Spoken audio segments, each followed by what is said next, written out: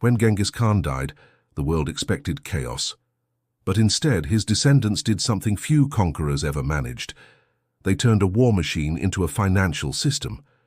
In the ruins of burned cities and conquered kingdoms, they began to build something entirely new, a paper empire, literally. It started as an experiment, an idea so strange that even the most powerful traders of the time didn't quite believe it. Money made not of metal, but of promise. The year was 1260. Kublai Khan, Genghis's grandson, had just taken control of China, declaring himself emperor of the Yuan dynasty. He inherited a land of vast wealth, but also a problem that no army could solve: distance.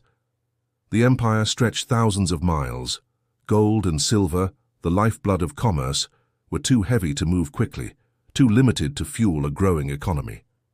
So Kublai looked to something his Chinese advisors had long experimented with: paper money, a symbol instead of substance, a promise instead of a coin. Imagine the confusion of a Persian merchant arriving in Beijing at the time.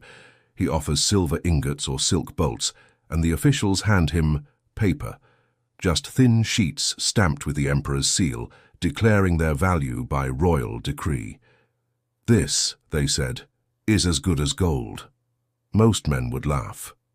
But those who didn't soon discovered that the paper was backed by the deadliest guarantee in history: Mongol enforcement. If you refused the note, you weren't just defying economics, you were defying the Khan. That was the genius of Kublai's system. Trust was no longer voluntary, it was mandatory. The government announced that all taxes must be paid in paper currency, called chow, and all transactions within the empire had to use it. Anyone caught hoarding coins or refusing the new notes faced punishment, often death. And slowly, against all odds, the world's first true paper currency took hold.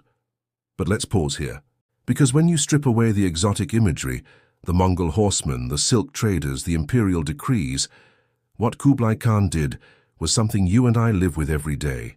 He replaced substance with confidence. The cow was worth something only because people believed the system would hold. And that's still how money works today. Every dollar, every euro, every digital balance in your account, it's all paper and pixels. What keeps it alive isn't gold in a vault, it's belief in the empire that issues it. The Mongols understood this instinctively. They were conquerors, but they were also brilliant pragmatists. They knew that loyalty could be bought, and trade could be weaponized. So they flooded the empire with paper, not just to make transactions easier, but to tie every merchant, every city, every tax collector into a single economic web. One currency, one law, one power. The Silk Road, once a chaotic patchwork of currencies and tolls, now had a universal medium of exchange. A merchant in Samarkand could sell to a trader in Hangzhou using the same notes, backed by the same fearsome guarantee: Mongol authority. For a while, it worked beautifully. Trade exploded. Markets grew. The empire glittered with wealth. Marco Polo himself marveled at it, writing that the Khan's money was made of bark yet spent like gold. But beneath the surface, the same weakness that haunts all empires was already spreading: greed disguised as growth. You see, the moment a government discovers it can print value instead of mine it, temptation becomes unstoppable. Kublai's ministers realized they could solve any shortage simply by printing more notes. Need to pay the army? Print. Fund a palace? Print. Rebuild after a war? Print again. Each new batch of currency came with grand proclamations about prosperity, but the reality was simpler. The paper multiplied faster than trust. It's easy to mock those ancient bureaucrats now, but think about it. Haven't we seen the same thing again and again across time? From France's assignats in the 1790s, to Germany's hyperinflation in the 1920s, to central banks today expanding balance sheets like the Mongols once expanded borders, the instruments change, the logic doesn't. Once a ruler learns he can create wealth with ink, the printing never really stops. The Mongols weren't the first to try it, but they were the first to prove just how seductive it could be. By the early 1300s, the cracks were showing. Prices rose, the value of paper slipped. Foreign merchants began demanding hard silver again, and Kublai's successors desperate to keep the illusion alive, did the only thing worse than overprinting. They outlawed doubt. Anyone caught questioning the value of the Chow was punished as a traitor. Confidence once lost was now enforced by decree. But belief can't be commanded forever. Over time, the Mongol paper economy collapsed under its own weight. The cow became worthless, the treasury empty, the markets paralyzed. Traders fled, and the empire's vast commercial engine ground to a halt. It's a story that echoes eerily in modern times. When trust evaporates, no amount of force can make people believe in paper again. And yet, for a brief century, it worked. It united Asia under a single financial banner. It showed that money could be an idea, not a thing, and that lesson outlived the empire that birthed it. Long after the Yuan dynasty fell, Chinese dynasties, Islamic caliphates, and even European states would experiment with fiat currency. They were all, knowingly or not, chasing the ghost of Kublai Khan's Chow, the forgotten currency that turned parchment into power. But what makes this story truly fascinating isn't the collapse. It's the insight behind it. That power doesn't come from gold or silver or paper. It comes from belief. Every empire, ancient or modern, survives on confidence. The Mongols enforced it with swords. Today we enforce it with interest rates. Either way, when faith cracks, the empire bleeds. And that's where the Mongol legacy quietly echoes into the modern age. Because if Genghis Khan taught the world that trade is power, Kublai taught it that money is faith. He transformed the Mongol Empire from a war machine into something even more dangerous, an economy. And in doing so, he built the bridge between the medieval and the modern, between treasure and trust. When the last Mongol Khans fell, their paper drifted away like ash in the wind.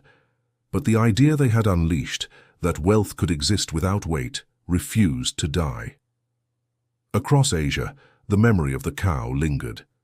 Chinese merchants remembered the years when money flowed like river water, and foreign traders remembered the terror of refusing it.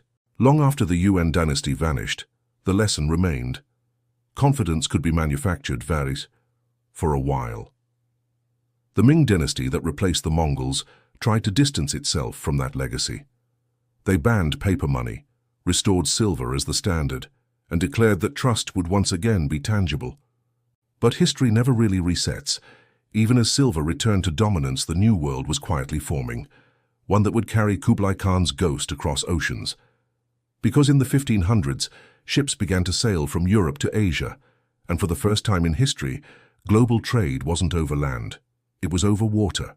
The Silk Road had turned into the Silver Sea.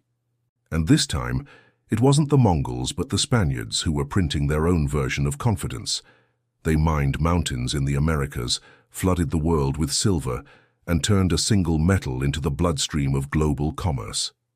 Every coin that jingled in a Ming marketplace or Ottoman bazaar had likely started in a Peruvian mine. It was the next stage in the same old experiment. What happens when one empire controls the world's money supply? But as with the Mongols, power always comes with its poison. Too much silver brought inflation, and inflation brought pain.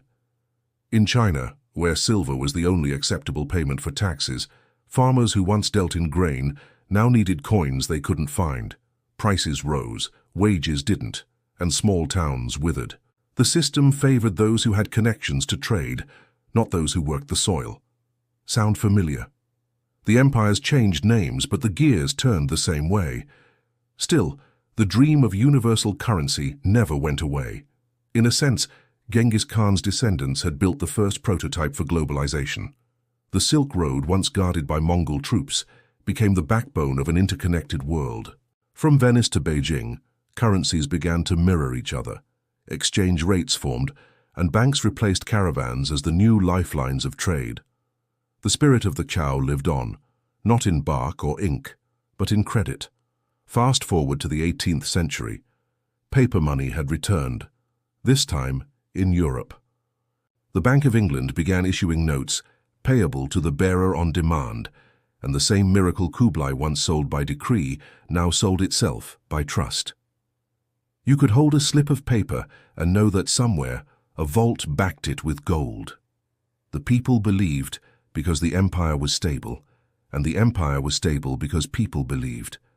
That perfect circular logic, the same that powered the Mongols, now powered modern capitalism. But here's the difference. Where Kublai Khan enforced belief through fear, the West learned to enforce it through habit, through contracts, ledgers, and predictable systems.